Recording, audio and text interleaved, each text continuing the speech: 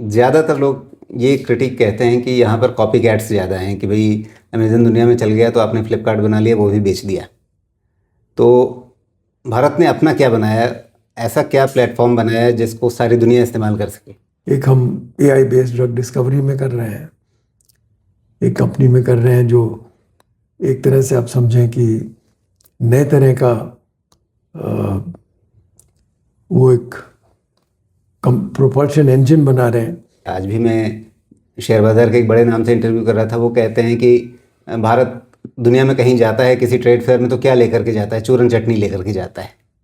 ये एक धारणा बनी हुई है। क्या इनोवेशन के मामले में जो अ, हम कह सकते हैं कि हम दुनिया को टक्कर दे रहे हैं इस समय? हम इन्वेस्ट कर रहे हैं और कंपनीज अगर हम देखें तो हम ऐसे कर रहे हैं जिसमें कि वो ड्रोन्स हैं, हाई एल्टीट्यूड ड्रोन्स, उनमें कर रहे हैं।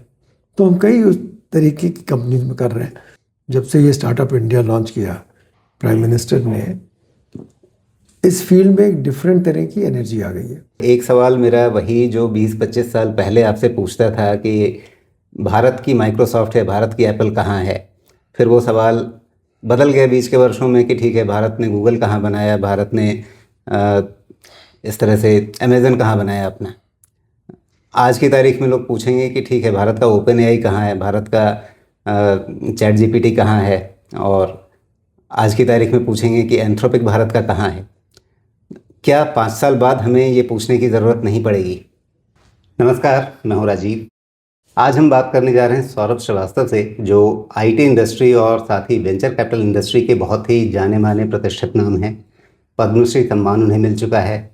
नैस्कॉम जो आईटी कंपनियों की बहुत प्रतिष्ठित संस्था है, उसके संस्थापकों में से एक रहे हैं, उसके चेयरमैन भी रहे हैं, और इन दिनों इनकी सक्रियता इंडियन एंजल नेटवर्क में है। और IAN का एक नया फंड आया है $100 मिलियन का। अगर आप रुपए में देखें तो लगभग 900 करोड़ रुपए का ये फंड बनता है। हालांकि IAN का इतिहास 2 दशक का हो गया है, उस पर भी बात करेंगे, लेकिन पहले हम बात करेंगे इस नए अल्फा फंड की। तो सौरभ जी, बहुत स्वागत है आपका। जिस तरह से हमने जिक्र किया कि अल्फा फंड, इसमें आप ये जो $100 मिलियन या 900 करोड़ रुपए लेकर के आ रहे हैं, इसका फ़ायदा किन लोगों को मिलेगा, किस तरह के वेंचर्स पे, किस तरह की इंडस्ट्रीज पे आपका ज़्यादा ध्यान रहेगा? देखिए, इस वक्त भारत में एंटरप्रेन्योरशिप में, स्टार्टअप्स में बहुत डेवलपमेंट हो गया है। तो आप देखें कि सरकार का भी फोकस है और एक तरह से देश का भी फोकस है। आत्मनिर्भरता जिसको कहते हैं, या टेक्नोलॉजी सॉवरेंटी, क्योंकि जो जियोपॉलिटिकल डेवलपमेंट्स हैं उससे क्लियर है कि अगर आपको नेशनल सॉवरेंटी चाहिए तो टेक्नोलॉजी सॉवरेंटी होनी चाहिए। तो इस वक्त जो हमारे एंटरप्रेन्योर्स हैं उनका भी वही फोकस है, फंड का भी वही फोकस है। तो आप लीजिए, स्पेस टेक लीजिए, या बायोटेक्नोलॉजी में आप लीजिए, ड्रग डिस्कवरी में, और सेमीकंडक्टर्स में आप अगर देखें तो बैटरी टेक्नोलॉजी, ये बहुत सारे एरियाज़ हैं जहाँ पे लोगों का फोकस है। ऐसा नहीं है कि सैस की डील्स नहीं हैं, कंज्यूमर की भी हैं, पर हमारा फोकस कंज्यूमर में कम रहता है। यानी बहुत ही नई पीढ़ी का जो इनोवेशन जहाँ पर आपको दिख रहा है, वहाँ पर फोकस इसमें ज़्यादा रहेगा। हमारा टेक्नोलॉजी बेस्ड इनोवेशंस जो हैं, जो एआई का भी इस्तेमाल कर रहे हैं, एप्लीकेशन होंगे, ये नहीं कि हम LLMs को फंड कर रहे हैं, पर नए टेक्नोलॉजी एनेबल्ड जो एप्लीकेशंस हैं, हमारा फोकस उस पर ज़्यादा है अल्फा फंड में। तो अभी कुछ जहाँ तक जानकारी मिली कि 10-12 फंड्स में आपने 10-12 वेंचर्स में आपने पहले ही इस फंड ने पैसा लगा लिया है जी। तो ये किस तरह के वेंचर्स हैं, अगर आप उनके बारे में कुछ बता सकें? तो ये वही है जो मैंने आपको बताया था कि एक तो है जो सेमीकंडक्टर्स में एक ख़ास चीज़ कर रही है जो विश्व में नहीं हो रहा है, कि आप रन टाइम में उसको CPU जीपीयू किसी भी तरह यूज़ कर सकते हैं। तो जो रिसोर्स स्केर्स कंट्रीज़ हैं जैसे हम हैं, तो हमारा एक तरह से हम डेमोक्रेटाइज कर देंगे इसका यूज़। एक हम एआई बेस्ड ड्रग डिस्कवरी में कर रहे हैं, एक कंपनी में कर रहे हैं जो एक तरह से आप समझें कि नए तरह का वो एक प्रोपल्शन इंजन बना रहे हैं, जो भारत के पास कमी है जिस चीज़ की, उससे हमारी मिसाइल टेक्नोलॉजीज़ में बहुत फ़र्क पड़ेगा। हम इन्वेस्ट कर रहे हैं, और कंपनीज अगर हम देखें तो हम ऐसे कर रहे हैं जिसमें कि वो ड्रोन्स हैं, हाई एल्टीट्यूड ड्रोन्स, उनमें कर रहे हैं। तो हम कई उस तरीके की कंपनीज में कर रहे हैं। उसमें कुछ बहुत डीप टेक है, बहुत हाई रिस्क है, रिवॉर्ड भी अच्छा हो सकता है, और कुछ जो डीप टेक का एप्लीकेशन है जिसमें कि इन्वेस्टर्स के लिए थोड़ी रिस्क हेजिंग है जी। उनको ये नहीं लगे कि यानी वहाँ एक प्रूवन मॉडल है, आप के सामने एक प्रोडक्ट है। जी जी। अगर आईएएन का इतिहास देखें, लगभग 2 दशक का हो गया, और इस बीच में आपने शायद लगभग 250 के आसपास वेंचर्स को फंड किया है। जानकारी मिल रही थी कि शायद 10 अरब डॉलर का उनका मार्केट कैप अभी कुल मिला करके है।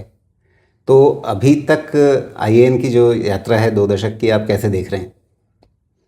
तो मैं कहूँगा, देखिए, किसी भी इन्वेस्टमेंट प्लेटफॉर्म का 20-25 साल रहना आसान नहीं होता है, क्योंकि उतार चढ़ाव आते हैं।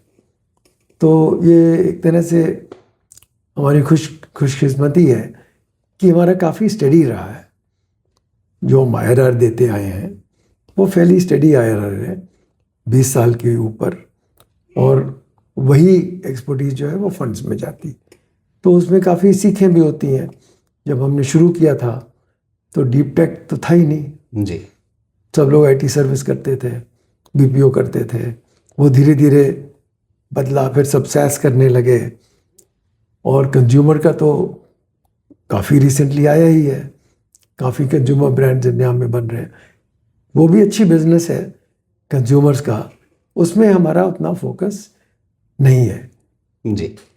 भारत में जब हम बात करते हैं इनोवेशन की या स्टार्टअप इकोसिस्टम की, तो यहाँ पर ज़्यादातर लोग ये क्रिटिक कहते हैं कि यहाँ पर कॉपी कैट्स ज़्यादा हैं, कि भाई अमेज़न दुनिया में चल गया तो आपने फ्लिपकार्ट बना लिया, वो भी बेच दिया। तो भारत ने अपना क्या बनाया, ऐसा क्या प्लेटफॉर्म बनाया है जिसको सारी दुनिया इस्तेमाल कर सके? तो पहले ये बात सही थी। अब 20-25 साल पहले जाओ तो एंटरप्रेन्योर्स ही नहीं थे। नंबर ऑफ स्टार्टअप्स जब हमने शुरू किया था एंजल नेटवर्क, तो साल में 100-200 कंपनी मुश्किल से देखने को मिलती थी।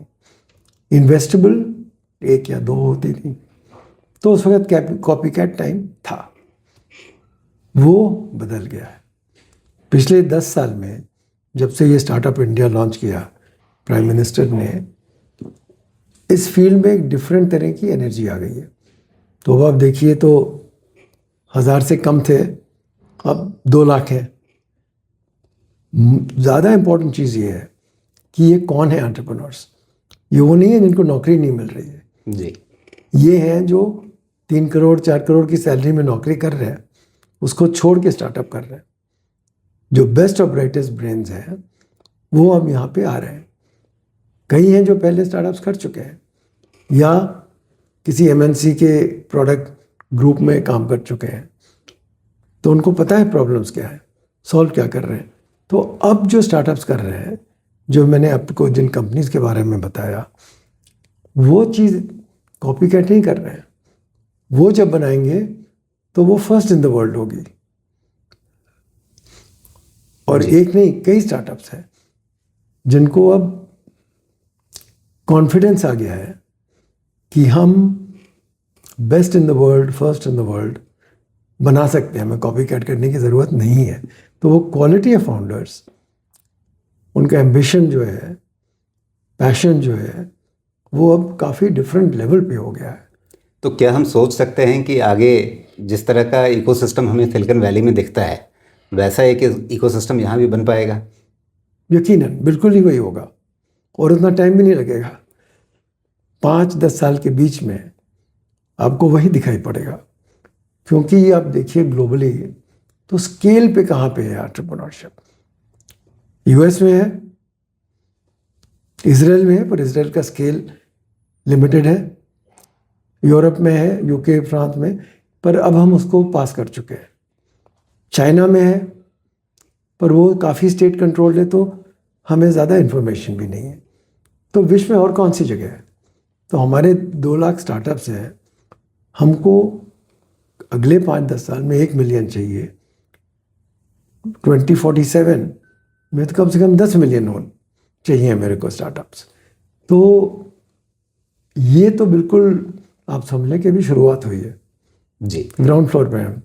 लेकिन जो लोगों के मन में एक धारणा रही है, आज भी मैं शेयर बाज़ार के एक बड़े नाम से इंटरव्यू कर रहा था, वो कहते हैं कि भारत दुनिया में कहीं जाता है किसी ट्रेड फेयर में तो क्या लेकर के जाता है? चूरन चटनी लेकर के जाता है।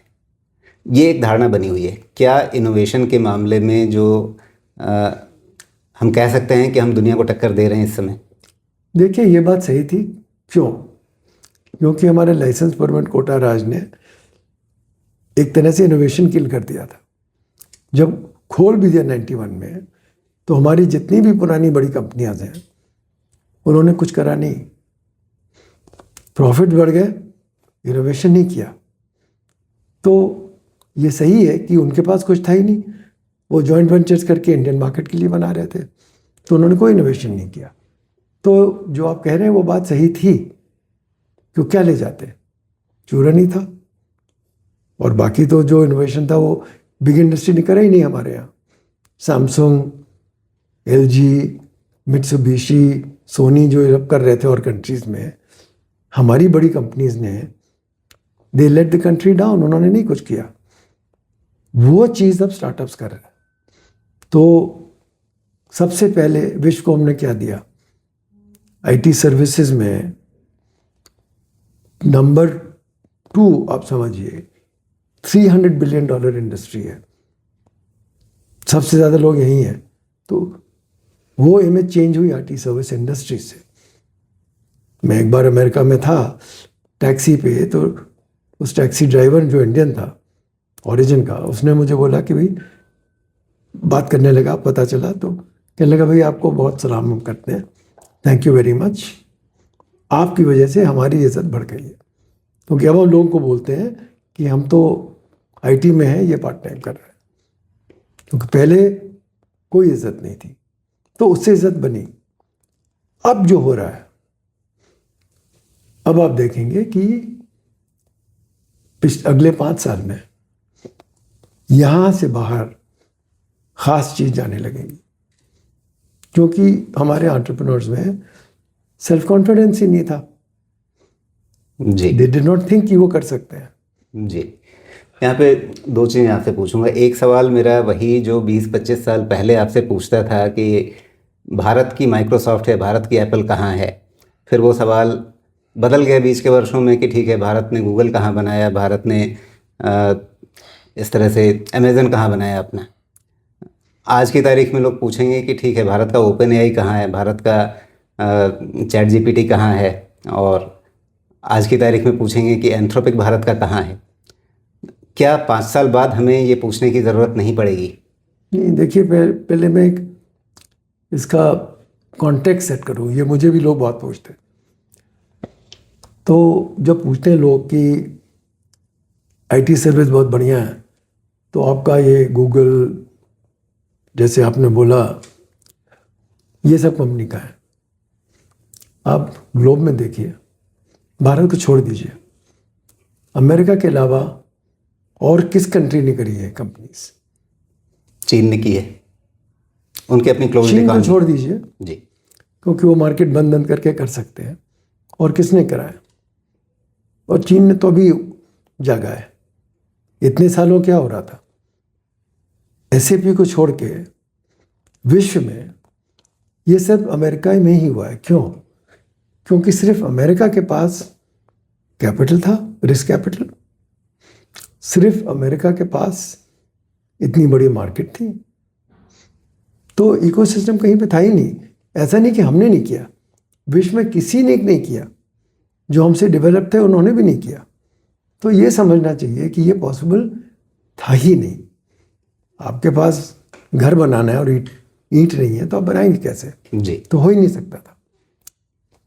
अब वो बदल गया है, कैपिटल है, रिस्क कैपिटल आ गया है, एंटरप्रेन्योर्स आ गए हैं। अब हमारी मार्केट भी कई हद से पहले से इकोनॉमी ग्रो करी है, तो रीजनेबल मार्केट साइज भी हो गई है। तो अब आप देखिए कि कंपनीज जो हैं, पहले लोग VC कहते थे कि भाई ये $1 बिलियन तभी बन सकती है अगर इसका फोकस बाहर है। अब आप देखिए कंपनी फंड हो रही हैं, यूनिकॉर्न बन रही हैं सिर्फ इंडियन मार्केट पे। तो अब वो कंडीशंस हैं। दूसरा, जो गवर्नमेंट US में, जापान, कोरिया में करती थी, जो यहाँ नहीं करती थी, वो अब हो रहा है। अब ये RDI फंड बना है 1 लाख करोड़ का, स्टार्टअप्स इंडस्ट्री के लिए बना है। तो ये भी नहीं पहले था, कोई डोमेस्टिक फंड्स ही नहीं थे। अब आप देखिए तो करीब ऑलमोस्ट 1500 VC फंड्स हैं। अब जो इकोसिस्टम आ गया है, तो इसका रिजल्ट आपको 5 साल में दिखाई पड़ेगा। जी। तो थोड़ा बहुत तो वैसे हो रहा है। इंडियन टेक्नोलॉजी कंपनीज जो हैं अब फॉरेन कंपनीज एक्वायर कर रही हैं, तो ये पहला रिकग्निशन है कि कोई चीज़ ऐसी है जो उनके पास नहीं है, तो एक्वायर करने आ रही हैं। दूसरा होगा कि ये एक्वायर ना हो और ख़ुद ग्लोबल चली जाए, वो भी नहीं हुआ है। लेकिन जो आपने शिकायत की कि जो पहले भारत की सबसे बड़ी कॉन्ग्लोमरेट्स थी, जो भारत का उद्योग जगत का जो शिखर था, उसने कभी इनोवेशन पर ध्यान नहीं दिया, क्या आज वो आपको लगता है कि तस्वीर बदल रही है? आज उनके पास अगर फाइनेंशियल मसल आया है तो वो इस बारे में सोच रहे हैं कि हम इनोवेशन की तरफ बढ़ें, स्टार्टअप इकोसिस्टम को फंड करने की तरफ बढ़ें? क्या ऐसा होता हुआ आपको दिख रहा है? देखिए, थोड़ा बहुत हो रहा है। फाइनेंशियल मसल तो पहले भी था। तो आप जितनी कंपनीज देखिए मोस्टली डेट फ्री हैं। तो ऐसा नहीं है कि फाइनेंशियली उनको इशू थी, उनको रिस्क नहीं लेते थे क्योंकि उन्होंने बोला कि ज़रूरत क्या है, अच्छी खासी बिजनेस चल रही है, क्यों रिस्क लें। तो अब वातावरण चेंज हो रहा है, चारों तरफ से लोग बोल रहे हैं कि इंडिया को देखो 0.7% ऑफ GDP R&D स्पेंड है, सब लोग 5 टाइम्स कर रहे हैं, 6 टाइम्स कर रहे हैं। ग्लोबली जो R&D स्पेंड होता है, इंडस्ट्री 80% करता है, गवर्नमेंट 20%, हमारे यहाँ इंडस्ट्री 30% करती है जी, गवर्नमेंट 70%। तो ये सब पुश हो रहा है। दूसरा, ये जो ट्रेड डील्स हम कर रहे हैं, तो इसमें कई कंपनीज हैं, उनके एग्जिस्टिंग मार्केट्स, बिजनेसेस compete करना पड़ेगा। तो उनको नेसेसरीली सोचना पड़ेगा कि अगर हम इनोवेशन R&D नहीं करेंगे तो कैसे सर्वाइव करेंगे। तो जब तक उनका कोई प्रेशर नहीं है तो क्यों तकलीफ करें। अब प्रेशर आ रहा है जी।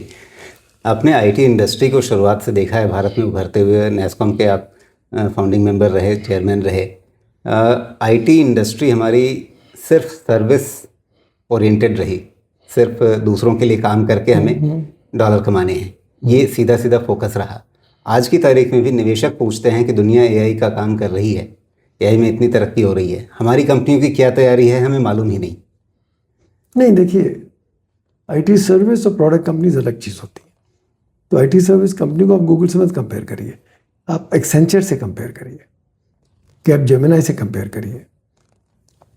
तो वो कंपनीज अपने AI जो भी न्यू टेक्नोलॉजीज हैं उनको अपनी ऑफरिंग्स में एम्बेड कर लेंगी, पर वो प्रोडक्ट कंपनीज नहीं है जी, उनका मॉडल अलग है। अगर आप US में देखें तो वहाँ पर IBM ने, माइक्रोसॉफ्ट ने, बाद में गूगल ने पता नहीं कितनी ही कंपनियों को फंड किया, कितनी ही कंपनियों को इनक्यूबेट किया, अपने इकोसिस्टम को किस तरह से आगे बढ़ाया। क्या यहाँ पर वो चीज़ होती हुई दिखी आपको?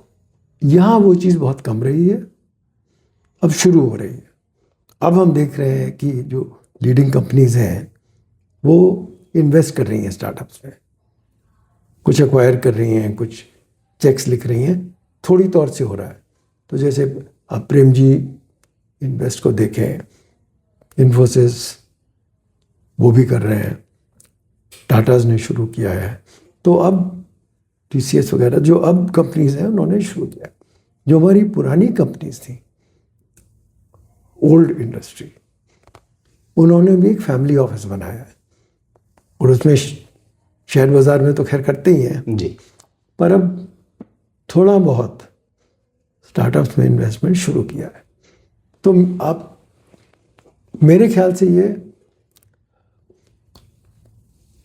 3-5 साल लगेंगे जब ये इसका रिजल्ट्स देखेंगे, क्योंकि जितनी भी कंपनीज हमारी हैं, चॉइस ये है कि या तो खुद R&D करो या R&D को आप अक्वायर करो। जैसे सिस्को को लीजिए, वो तो हर 2 हफ्ते कंपनी एक्वायर करते थे, एक टेक्नोलॉजी, एक product, that's why they stayed ahead. जी, तो हमारी कंपनीज जो हैं वो इस बिजनेस मॉडल से ऑपरेट नहीं करी हैं। ये R&D का बिजनेस मॉडल जो है हमारी पुरानी इंडस्ट्री का एक इंटीग्रल पार्ट नहीं था। अब जाग गए हैं। मेरे ख्याल से जाग रहे हैं, ये नहीं कहूँगा कि जाग गए। जी, सब कंपनीज ऐसी नहीं है, हमारी कुछ कंपनीज हैं जहाँ काफ़ी R&D हो रहा है, जहाँ होता भी था। पुणे में देखिए कितनी सारी कंपनीज हैं, ऑटो इंडस्ट्री है, इन सब इंडस्ट्री में R&D ज़्यादा था। तो ऐसा नहीं कि नहीं था, पर ज़्यादा कर नहीं था। अब मैं देख रहा हूँ कि इंटरेस्ट आ रहा है, शुरू हो रहा है। अब जैसे 5G 6G है, उसमें इंटरेस्ट आ रहा है कंपनीज को, तो ये होगा। जी, इनोवेशन होगा।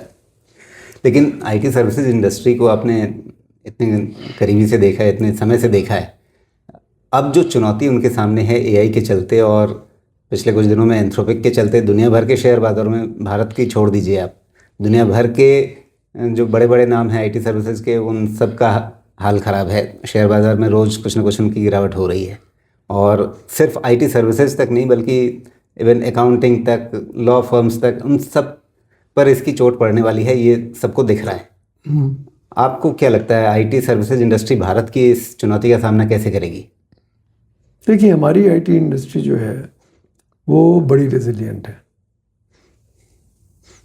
तो मुझे डाउट नहीं है कि ये एक और दिक्कत आएगी और वो उसको अपने बिजनेस मॉडल में, अपने स्ट्रक्चर में, प्रोसेस में उसको इंटीग्रेट करेंगे।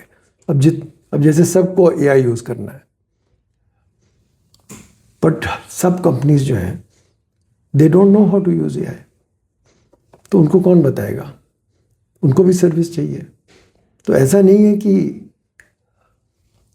आईटी सर्विस कंपनीज का मॉडल पूरा बदल गया। एआई ट्रेन होने चाहिए पूरे स्टाफ, सब कंपनीज कर रही हैं, मतलब टेंस ऑफ थाउजेंड्स में रिट्रेन हो रहा है पूरा उनका स्टाफ, और एआई जो है अब उनके ऑफरिंग में एम्बेडेड है और भी एम्बेड होगी। तो ग्लोबली जो कॉर्पोरेट्स हैं they have to become AI enabled. उनको इंटरनल कैपेबिलिटी नहीं है, वो बाहर से वो कैपेबिलिटी लेंगे। एंथ्रोपिक है, कई मॉडल्स आएंगे, पहले देखना पड़ेगा कि वो कितने रिलायबल हैं, कहाँ तक करेंगे, उनको टाइम लगेगा बनने में। अगर वो आएगा तो जो आईटी इंडस्ट्री का मॉडल होगा कि हम इन टूल्स को यूज़ करके अपनी प्रोडक्टिविटी कैसे बढ़ाएं, क्योंकि पहले जब ये सब नहीं था तो जो रेवेन्यू थी वो लीनियरली प्रोपोर्शन थी कि आपके पास एम्प्लॉयज़ कितने हैं। वो बहुत सालों से अब ट्रू नहीं रहा है, क्योंकि खुद ही उन्होंने अपने टूल्स बनाए हैं, प्रोसेस करा है, चेंज किया है, काफ़ी चीज़ें हो गई हैं इसमें। तो ऐसा नहीं कि वहाँ हुआ नहीं है, अब यह है कि पेस बढ़ जाएगा, तो ये डिप्स तो आएंगे। तो यहाँ से 2 साल 5 साल बाद आप आईटी सर्विसेज कंपनीज को किस तरह से काम करते हुए देखेंगे? क्या उन्हें अपने नंबर ऑफ स्टाफ काफ़ी कम करने पड़ेंगे, वही स्टाफ ज़्यादा काम करेगा, या स्टाफ में कमी ज़्यादा नहीं होगी लेकिन काम का वॉल्यूम बढ़ जाएगा, प्राइसिंग कम होगी? किस तरह से शेप आउट होता हुआ देखते ये हैं? सब चीज़ होंगी। एक तो वो किसको रिक्रूट कर रहे हैं वो बदल जाएगा, इंटरनल ट्रेनिंग बदल जाएगी, जो रेवेन्यू ग्रोथ है, अगर पहले 10,000 लोग रिक्रूट करने थे तो 10,000 नहीं होंगे, 5,000 होंगे या 2,000 होंगे, लोगों में फ़र्क पड़ेगा, गो टू मार्केट बदल जाएगा। सब जितनी भी आपने चीज़ें बोली वो सब एम्बेड होंगी अलग अलग तरह से डिफरेंट टाइम्स पे। तो जो कंपनी आज आप देख रहे हैं वो कंपनी 10 साल पहले अंदर से बहुत फ़र्क थी, और अगले 3 साल में ये और बहुत बदल जाएंगी, काफ़ी चेंज आ जाएगा इन कंपनीज में। तो पर ये इंडस्ट्री जैसे हम पढ़ते हैं कि ये तो इंडस्ट्री गई, वो नहीं होगा। हाँ, शॉर्ट टर्म में ग्रोथ रेट इम्पैक्ट होगी, लोग अपना मॉडल बदल रहे हैं तो ग्रोथ रेट इम्पैक्ट होगी कि 10-15% ग्रोथ होती थी, वो होना मुश्किल होगी क्योंकि मॉडल चेंज हो रहा है जी। बट ये हमारी इंडस्ट्री जो है बहुत रेजिलेंट है, बड़ी स्मार्ट है, और ग्लोबली आप देखें तो पिछले 20-25 साल में टॉप 10 कंपनीज में 5 इंडियन है। क्यों? क्योंकि जैसे जैसे वातावरण बदला, ये लोग जो थे इंडियन कंपनीज वो उसको संभाल सके, ग्लोबल कंपनीज नहीं सका। सिर्फ आप ले लें तो IBM, कैपजेमिनी, एक्सेंचर, इन्होंने अपना मॉडल जो है जारी रखा है, और काफ़ी हद तक इंडियन IT सर्विस कंपनीज का भी मॉडल लेवरेज किया है, उनकी प्रेजेंस यहाँ बहुत बड़ी है। तो मैं तो काफ़ी ऑप्टिमिस्टिक हूँ कि मॉडल ये चेंज कर लेंगे अपना। ओके। अच्छा, आपने अपनी चर्चा में एक बात कही जो बहुत इंटरेस्टिंग है कि सरकार ने पिछले 10-12 सालों में जो स्टार्टअप इंडस्ट्री को सहारा दिया है उसका काफ़ी फ़र्क पड़ा है। लोग कई बार किसी सरकारी इनिशिएटिव को हमेशा शक की नज़र से देखते हैं, संदेह की नज़र से देखते हैं कि सरकारी काम तो वैसे ही होता है, फाइलें चल जाती हैं, लेकिन बात ज़्यादा काम कम। हाँ, तो अभी क्या हो रहा है? बातें हो रही हैं या काम हो रहा है? ज़बरदस्त काम हो रहा है। अब देखिए, ये RDI फंड जो बनाया था, उससे पहले मैं जाऊँ, क्वांटम मिशन था। अब जो क्वांटम मिशन है वो स्टार्टअप्स में एक्चुअली इन्वेस्टमेंट कर रहा है, और VC फंड भी कर रहे हैं, पर क्वांटम मिशन लीड कर रहा है। कभी नहीं हुआ था पहले। जो गवर्नमेंट का 1 लाख करोड़ का फंड है, अनाउंस किया, अब वो चालू हो गया। ऑलरेडी ऑलमोस्ट मेरे ख्याल से 200 फंड्स ने अप्लाई भी किया उससे फंडिंग के लिए। तो it is on the ground, और उसका आर्किटेक्चर भी इतना अच्छा बनाया है कि इसमें कोई भी कंपनी में इन्वेस्टमेंट जो होगा उसमें गवर्नमेंट का हाथ नहीं होगा। वो डिसीशंस प्राइवेट इंडस्ट्री के लोग की कमिटीज़ हैं वो लेंगी। तो इस वक्त तो काम ज़बरदस्त चल रहा है। यानी निवेश कहाँ किया जाए वो चुनाव जो है वो सरकारी ढांचा नहीं कर रहा है। उन्होंने बड़ा अच्छा ढांचा बनाया है कि सरकार ने दिया 1 लाख करोड़ DST को, बोला कि 50 साल बाद मेरे को वापस कर देना। तो एक तरह से उन्होंने राइट ऑफ कर दिया। 50 साल बाद 1 लाख करोड़ की वैल्यू क्या होगी। और ये इन्वेस्ट होना है डीप टेक्नोलॉजी में, जो हमको चाहिए भारत में। तो ये इन्वेस्ट करेंगे सेकेंड लेवल फंड मैनेजर्स में जो प्राइवेटली हैं, और वो फंड्स जो हैं वो इन्वेस्ट करेंगे कंपनीज में, तो वो अपना डिसाइड करेंगे। और जो गवर्नमेंट के, ये आप बोलो कि फोकस रिसर्च ऑर्गेनाइजेशन है, TDB, बायरैक, इनको भी पैसा दिया जाएगा, पर ये जब इन्वेस्टमेंट करेंगे कंपनी में तो उसकी इन्वेस्टमेंट कमेटी में कोई सरकारी नहीं है, सब प्राइवेट इंडस्ट्री के लोग हैं। जी, क्योंकि आम धारणा रहती है कि सरकारी काम होगा तो या तो काम नहीं होगा या करप्शन होगा। नहीं, तो उन्होंने स्ट्रक्चर बड़ा अच्छा बनाया इसीलिए कि ये कैसे अवॉइड करें। सरकार को भी पता है कि यही लोगों का कंसर्न रहता है, स्केप्टिसिज्म रहता है, तो उसको सोच करके ये बनाया। जी, नहीं, काफ़ी सरकार बहुत सीरियस है इसके बारे में, हम लोग को उसका काफ़ी एहसास है। और अच्छी चीज़ ये है कि ये समय ठीक है, इस वक्त काफ़ी डीप टेक्नोलॉजी कंपनीज हैं जिसमें हम डाल सकते हैं। अगर हम 10 साल पहले करते तो हमें वो इन्वेस्ट करने की कोई अपॉर्चुनिटी नहीं होती, वो अब हमारे पास काफ़ी हो गई है। जी, तो टाइमिंग अच्छी है इसकी। बहुत बहुत धन्यवाद इस बातचीत के लिए। Thank you.